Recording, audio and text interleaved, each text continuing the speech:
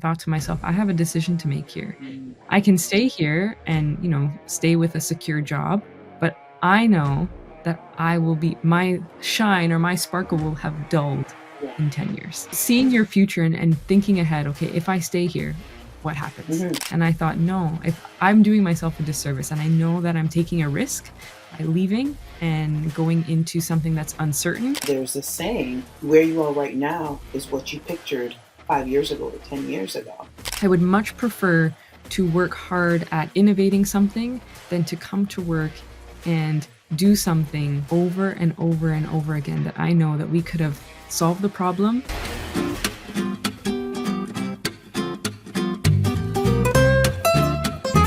Hi, everyone, and welcome to another episode of the Conscious Leader Podcast, where I interview guests who are consciously leading and revolutionizing their industry. If you are new to the channel, welcome. And if you happen to like this episode, don't forget to hit that subscribe button. Today, I have a unique, special young lady with me. Her name is Diondra Filicetti. So it sounds like, a nice Italian pasta. And I mean this in the most loveliest way. I love saying her last name. I think it's so beautiful. But she's a beautiful spirit. She's a young woman. And not only is she revolutionizing her industry, but she's doing it with authenticity, with leadership, with grace, and dare I say style. Hi, Deandra. Welcome. That was one of the greatest introductions. Thank you, thank you, thank you so much, Delisa. It's my pleasure to be here this morning. Yes, thank you so much for joining us. Please share with the audience who you are, who you serve, and how you are positively impacting and influencing lives. Absolutely. It'd be my pleasure. So again, thank you, everyone. My name is Deandra, and I own and operate a business called DrivenbyCo. Now, at its core, we build engaged and motivated teams and individuals. And it's all at the core of it all is what you're driven by. And so what we try to do is get to the core, your core values and what really drives you to then build out a team and a life that is in alignment with that. So I am a workshop facilitator primarily. And so I will come into your team or I'll work with your organization to do and conduct workshops so that you can develop the skills that you need and do the work that you need to do to be in alignment with your core drive and also to develop the skills to help you succeed. Outside of the workshops, I also do team building and I've also authored a self-awareness journal. So, like, when do you sleep?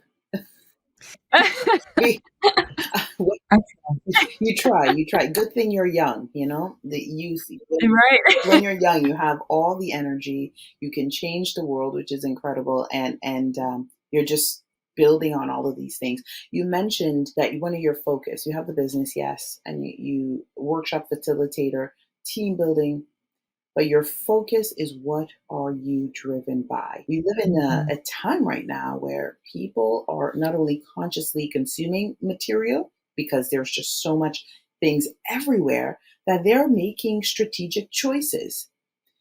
So for you to come up with this journal, and I look forward to diving a bit more into it, saying, what are you driven by?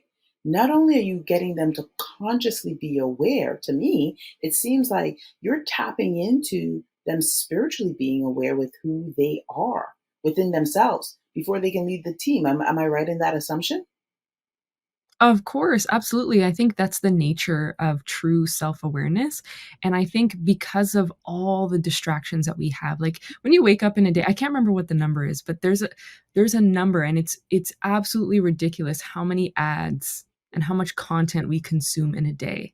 And so after consuming all that content and being shown all of these ads and having all of these distractions, we've got dings coming from our wrist, from our pockets, from our phone, TV, computer, like when do we actually get in touch with ourselves? Mm-hmm. And so especially young people today, like who have grown up with technology, when do they get the opportunity to sit with themselves and ask the right questions? And that's a valid point. And I want you to expand on this because you're here talking about what are you driven by. You mentioned your generation growing up with technology. My generation didn't grow up with technology. Like my parents was like, you need to go outside. You can't be watching TV all day. It's gonna rot your Mhm. brain, right? Now It's true. it's gonna rot your brain. Don't watch TV. But you're allowing them to tap into what are you driven by, which is no small feat. It sounds easy, it's not. But then how do they combat all the dings that you mentioned? So Yeah. before you answer that question, start off with why did you decide what are you driven by to start this company, to start this enterprise? And then lead us on this journey to how your solution can help your generation. Yeah, that's a big question, and absolutely. Let me take you back to when I started my career. I was in a completely different field. I graduated with a Bachelor of Technology in Graphic Communications, and then I went directly into print manufacturing for healthcare. So at the time, I was really excited. I thought, it was a huge global billion-dollar company. I thought, okay, I did what I needed to do. I followed the blueprint. I went to school. I got a job. I got a good job, and you know, I did what I need to do. Now the universe is going to deliver back to me. And so very quickly, I started to notice a bunch of things around me. So first and foremost, the work. At first, everything was new, but then after a while, everything became monotonous. Everything I started to notice that we're not really using technology to the best of our ability. We're doing things that could be automated. We are doing things that could be improved, could be innovated. This seems like a waste of my time and creativity. And so, in an effort to try and innovate and change those things, I got met with roadblocks because there were people there who were used to doing the same thing for the last 10, 20 years. And they were comfortable in that. So, they've lost that innovation and creativity. And on top of that, there was a lot of people who were miserable in the positions that they were in. However, they had been there for so long that they didn't know anything else and they weren't willing to necessarily explore. And I thinking to myself, I'm like, that can't be fulfilling. How did you get here? And then I thought to myself, how did I get here? Because I started to become more and more disengaged. And I just, like the rest of the team around me, there's a lot of disengagement. I'm like, how did we get here? And if I'm going to make a decision to move in my career and change something here, what is it that I need to consider? And that's when my mind started to think about what are the questions that I didn't ask myself that got me here? And it was, I never asked myself what I was driven by. Because had I asked myself what I was driven by, I would have put myself in a career and in a position that would have fueled my motivation instead of just picking something that I thought would be good for me based on all these arbitrary factors that we're told, like make sure you get a good job with this and with that. And instead of make sure you're working somewhere that aligns with you and that you're going to be able to grow in. So not asking those right questions. And so there, aside from what are you driven by, there's many other questions you can ask yourself, but it all came down to that. And so I played around with that idea for a while until I'm like, I know I have something here. And then it started out, I'm asking people what they're driven by. And over and over and over again, Delisa, I asked people what they're driven by, and they said, oh, I don't know. I've never thought about that. And in those moments, I'm like, we don't think about these things, but yet we're making decisions, life changing decisions without knowing what we're truly driven by and what our core values are. So in that moment, I'm like, okay, I need to do something here and I need to work with people to help them understand those things. And then maybe they determine after having gone through that self-awareness process that they're exactly where they're supposed to be. But more often than not, they discover, how did I get myself here? I'm in the wrong place. And then from there, it's like, now it's up to you. You're consciously making decisions that are right for you. And so now it's grown into, okay, how do we build on that for your team? How are we asking the members of your team what they're driven by so that we can align them and have them become more engaged and more motivated and more driven? And so that's really that was the journey. So it really was a personal experience that led into this broader awareness of what most people are going through. And that's generally how businesses start, right? You Mhm. started out in technology. Woman in tech, not easy feat. I know it's popular. I know we have girls in STEM and all of these things that are really great.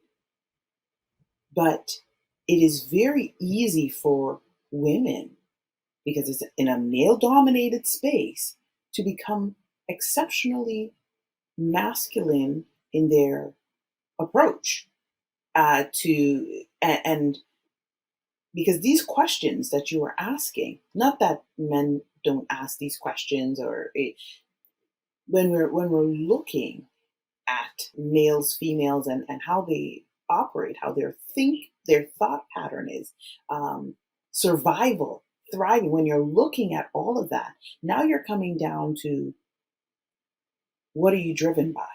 But you did this in a male dominated space at a like multi-billion dollar corporation. Why? I know you explained that you were, I know you explained that. And the reason why I'm asking you why is because there are women in male dominated technology space at, some of them maybe $1 million companies, some of them are at startups, but they're not necessarily tapping into, what am I driven by? And I'm pretty sure you've come Mhm. across that. Yeah. So Yep. yeah, like what do you do? Like before I even get into your workshop space, what do you do with just that? I know it's a general Yeah. question, but what do you do? Yeah. So, the why behind it all was that I saw my future. I saw my future because in that position, I saw exactly if I had stayed where I was, I saw exactly how I would feel Mm, 10 years down the line. And being around people who had a problem for every solution, I knew exactly where I was gonna end up, and I thought to myself, "I have a decision to make here. mm, I can stay here and, stay with a secure job, but I know that I will be my shine or my sparkle will have dulled yeah. in 10 years, Mm, and I will end up like this." And I thought, "No, if I'm doing myself a disservice, and I know that I'm taking a risk by leaving and going into something that's uncertain. However, I'm gonna learn from it, and guess what? If it doesn't work out, I will take those lessons and apply it somewhere else." yeah, 100%. Because I right? I would much prefer to work hard at innovating something than to come to work and do something over and over and over again that I know that we could have solved the problem, put it to bed, automate it, and now move on to a more challenging problem Yeah. and constantly elevate Hmm. in that sense. So seeing your future and thinking ahead, okay, if I stay here, what happens? Hmm. And am I okay with that? And if you're not okay with that, then present you needs to make a change for future you. Well, 100%. There's this saying, where you are right now is what you pictured 5 years ago or 10 years ago. So, and it's not a lie. It's the truth. Yeah. It's not a lie. Now you've taken the bold move. You've cultivated a community, fostered relationships, and genuinely foster relationships. And I say this because I'm part of your community. I say this because I see the young women and men as well in your network. So I'm seeing the results. Um, how do you approach knowing what you know when you walk into, perhaps it's a small business or a mid-sized business, a big business? How do you approach that, knowing what you know from a feminine perspective, the female mind, and you're perhaps encountering the masculine who are in these positions of authority, who might like that question, what are you driven by? Because that's a good question. It's a generic question across the board, but they may not fully understand what they're driven by does not equate what their team is driven by. How do you approach that? Yeah, it is. I would say it's asking the right questions, and even further to your point about the masculine and feminine approach, one thing I noticed is that the masculine tends to approach those situations by asking questions to get to the answer they want. So I would ask you a question so that you can arrive to the conclusion that I want you to arrive at. Hmm. Whereas from the feminine perspective, you're asking questions to just ask questions and lead to the next question, so that I'm just opening your mind up to other opportunities.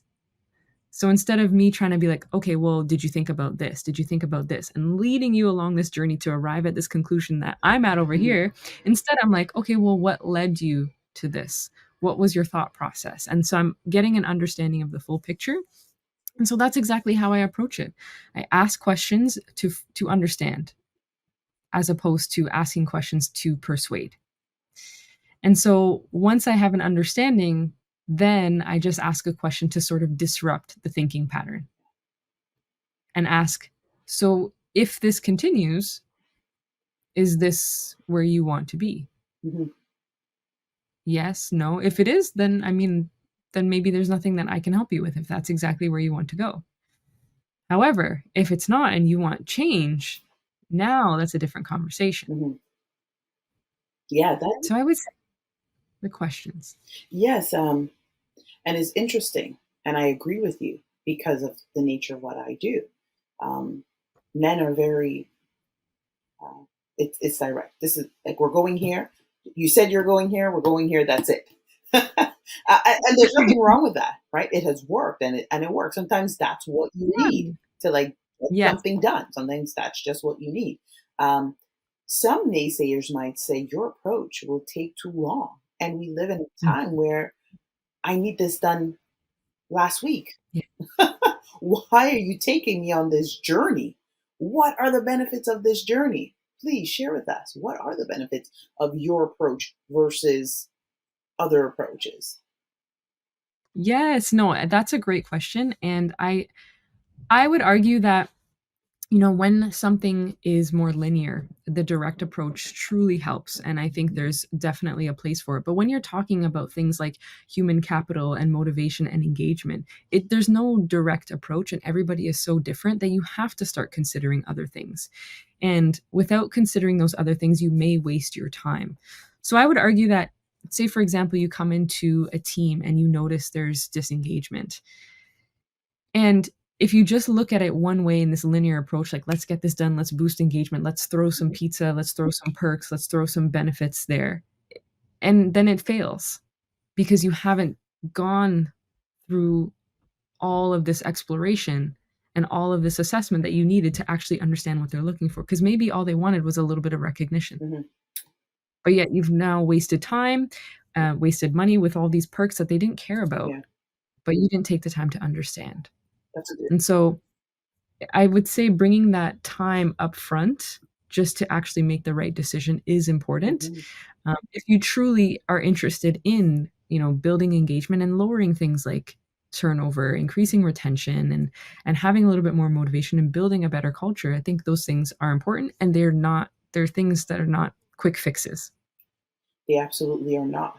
You brought up 2 points. One I want to share when you talked about wasting of resources, wasting of finances, and in my leadership literature book where I unpack materials from books, one of the things that I learned, and they did a case study with this, was at one of the companies, they gave extraordinary attention. They did a study. They wanted to know what did the people want, and they gave one group extraordinary attention, and they kept everyone the same. The group that had the extraordinary attention, just hey, how you doing? Let's have weekly meetings. Little things like that. Nothing, any that's the only difference. They were not only happier, they showed up earlier. They gave like 1,000,000% versus the 100%, and they actually increased they were happier just from extraordinary attention. So your points are valid, right, in your approach. And the second piece is you mentioned human capital. No one really talks about human capital, but you are. Everyone's talking about financial capital, financial investments, right? Uh, and What are your thoughts here on human capital? Only because you brought it up. So I want to get your understanding on human capital before I go into any other conversations. Yeah, and I mean, in finance terms, if we're continuing that route, the people that work for you and the people on your team are assets in order to get the results you want. Like on any team, if you have a soccer team, you build assets. You've got star players on the team that help you win the Mhm, game. And so if you just think of your team as this arbitrary, invaluable, or sorry, unvaluable component to your business, then how do you reach your goal? They are instrumental in reaching your goal. And so investing in them and giving them what they need to win is so important. They are literally instrumental to you reaching your goals, whether they are growing the business, increasing efficiency, being able to improve productivity. The people are exactly who are going to help you do it. mhm, Because if you could do it yourself, by yourself, you would. mhm, mhm. Yes, yes. Um, let's expand a bit more on human capital. And I know you covered that, but when it comes to human capital, sounds so like cold, but I mean that's it is. And we're investing in people. We've seen, and like for example, Simon Sinek, he talks about that, and getting to know people and building the culture and all of these different things. You ended up writing a book, your journal, Driven By. How did you see the book supporting human capital, either for a business because you're hosting workshops before you wrote this journal, or I think while you're doing it? So, yeah, please expand a bit more on that from that perspective. For sure. And I think the journal, it's a self-awareness journal. It's called Illuminate Your True Self. And what it does is it walks you through 5 different, I want to say, categories. So it starts with a section on your learning style. Then it talks about your mindset. Then it talks about communication style. So understanding those pieces about yourself is then going to help you understand who you are in relation to other people, because it then forces you to consider, oh, okay, I'm more of a reflective learner, whereas other people are more experimental. So they need the opportunity to experiment. So we're different. And so recognizing those differences without having gone through that process of self awareness, you just assume that your way is the way. Mm, And so we approach the world like, okay, well, this is what works for me. So this is the way we're going to do it. And it's not until that you take the time to self reflect and understand who you are. And it forces you to think about the fact that other people are very different. And so, if other people are different, how do I then approach people? How do I then work with other people on my team to give them what they need to be successful? Because I know what I need. I need the opportunity to reflect. I need the opportunity to do this. Whereas this person needs the opportunity to try it out themselves. do you use your book, your journal, in your workshops? Yes, some of them I do. It depends on the nature of the workshop, but a lot of the time I run self-awareness workshops on their own. And so in those workshops, people are doing the quizzes. So the journal has quizzes, it has writing prompts, it has all these different assessments. And so sometimes we're doing it together, and in those realizations from the quiz results, we're separating people based on their learning style, based on their communication style. And it's like, well, what did you learn? And so I find it fundamental almost to bring people together to first help them understand who they are and that this person is different. And consider even a communication workshop. You've done a communication quiz, you've done some work in the journal, and now I've separated you into groups. And you've got these analytical communicators over here, and then there's more intuitive communicators over here. And now they realize, okay, this is why we're having difficulty communicating, because I'm communicating facts and details, and you're kind of communicating more about how you feel. Okay, so here's the disconnect. So I find it very useful. In some workshops, I do it. In other workshops, I use other activities. However, I do find it a great tool. Even if we don't use it in the workshop, it's a great tool for people to take home And now they have an opportunity to reflect for themselves and have a journal that allows them to track their progress over time because it gives you daily activities.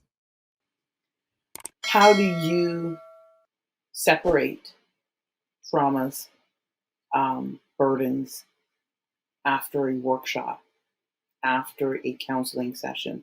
I don't think anyone's asked you this. How do you separate that and not take it home with you?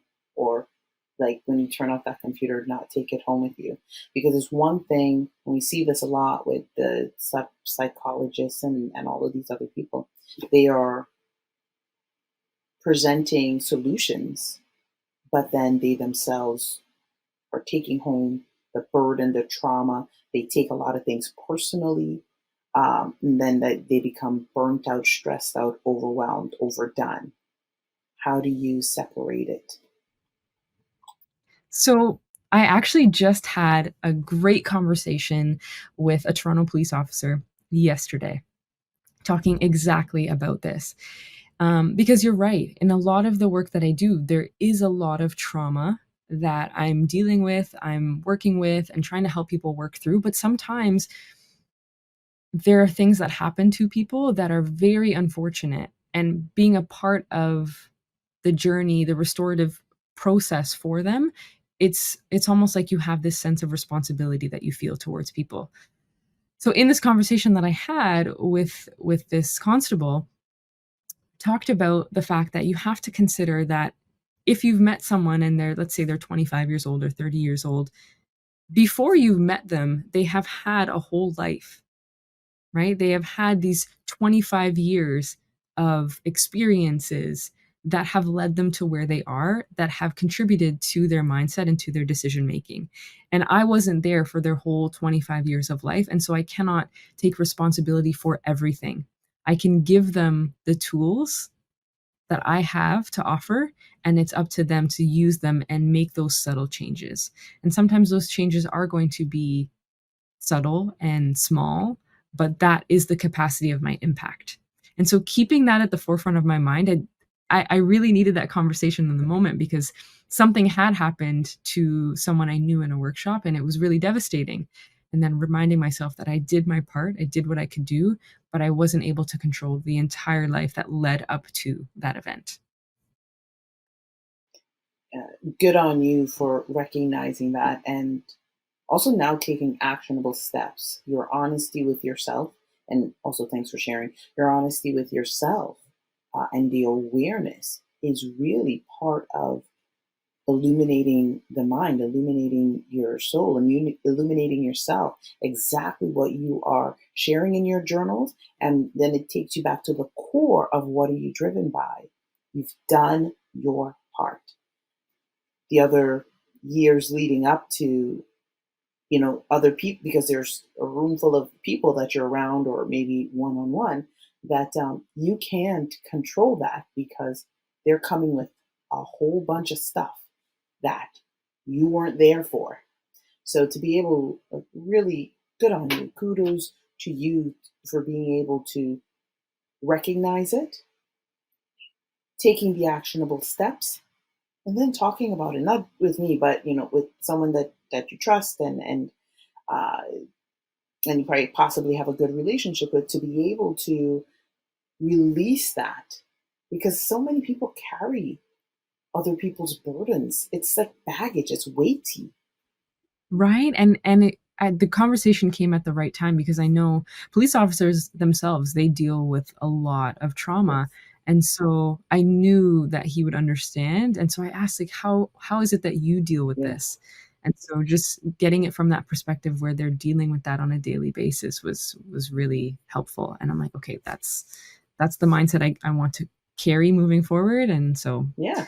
yeah. Good for you. Well, and I love this. Anytime you're doing any sort of coaching or workshops, it's always great because we're always learning continuously, especially if we are open to it. And now it makes you a better consultant, a better coach, a better um, facilitator, workshop facilitator. It will help you. As we wind down, I want to know, please share your thoughts with us. What are your thoughts on consciously leading? What does being a conscious leader in your industry mean to you? Oh, absolutely. And that's such a wonderful question because we talked so much about self awareness today. And the key component of a conscious leader is that self awareness because you need to understand how you're impacting the people around you. And especially in my industry where I am trying to, the whole goal is impacting people in a positive way. And so if I did that unconsciously, without being self-aware about how my communication is coming across, how my approach is coming across, I would be doing all of the people I work with a disservice. And so purposely and consciously understanding how I communicate and communicating in such a way that someone else can receive it and use that is so important because so many leaders are not self-aware. Actually, there's a statistic. It's 91% of people are not self-aware. 91%. And that's a huge problem because how many conversations have you witnessed or seen where someone's like, I don't like how you're talking to me, or I don't like this, and the person is completely unaware that they felt that way. I had no idea you felt that way. That's a lack of self-awareness because you want to be conscious of like what are the facial cues, what are the bodily cues, what are the cues that you can see that determine how your message is being received and paying attention to those things and paying attention to how you're interacting with these people is so important because leadership is about impact, which is something that I know you talk about a lot. So how are you going to know what your impact is without being conscious? I like that answer a lot, and I hear a lot of answers about that. But I truly enjoyed that answer because it's coming back to your awareness and paying attention beyond just the words. What are their facial expressions? What is their tone like? Are they coming from a place of like anxiety? So I do interviews, and sometimes people are so used. I get one or two who are so used to perhaps pre questions that they get nervous, or they're used to getting so many other long forms and sheets and all of these things to fill out, which there's nothing wrong with it. I think it's so great because there's some things that you have to do depending on how the on you know on your system that you have in place. But I always tell them, like, it's just a conversation, and I'm here to highlight you and what you're doing because what you're doing is important. And so the conversation might start off a bit tense on their end, but then real quick, within the first 5, 10 minutes, the ice is broken because I'm like, look, there's zero judgment. I'm here for you. And then I'm asking them questions that they can kind of tap into. Oh, I know this. I'm confident in this. I'm competent in this because I do this every single day. And then, of course, by the end of the conversation, it's like, thanks, I really enjoyed this session, right? So Yeah, exactly. yeah, but as you mentioned, right, it's paying attention, recognizing, oh, someone, there's a word, something was said, and they probably blocked up, or they closed off, or maybe they had an eyesight, maybe they're annoyed, they're bored, whatever it is, and learning how to dance over, not, I don't know if dancing is a good, I like dancing, but how to recognize it and say, okay, approach from a different angle, change my tone, whatever it is, and there's nothing wrong with asking. All right, please share with us how we can get in contact with you. Certainly. So you can find me on any of my social channels. I am at DrivenbyCo, so Driven BYCO. I am on YouTube, Instagram, LinkedIn, Twitter, X, um, all of them, TikTok, and otherwise you can find me at my website, drivenbyco.com. Thank you so much for joining us today. And if you guys enjoyed hearing about Deandra's journey, don't forget, follow along with her. She provides such valuable insights, and you get to see how she's balancing life and business together. And it's, if you're part of her generation, it's really lovely because she is going out and she is enjoying life with her family. She is enjoying life with her friends. She doesn't show all the details because, which is good, right? You need privacy. But she's sharing through action how you can still be driven in your work, in your purpose, but at the same time still be driven in your personal life to be present wherever you are. And that is a tool that you need in your tool belt. Like, if people still wear tool belts, that is going to help you thrive in life. I did not say survive. This is what's going to help you thrive in life. So thank you all for joining today. Don't forget to follow along with Deandra, and don't forget to hit that like and subscribe button. Have an incredible day, and I'll see you on another episode.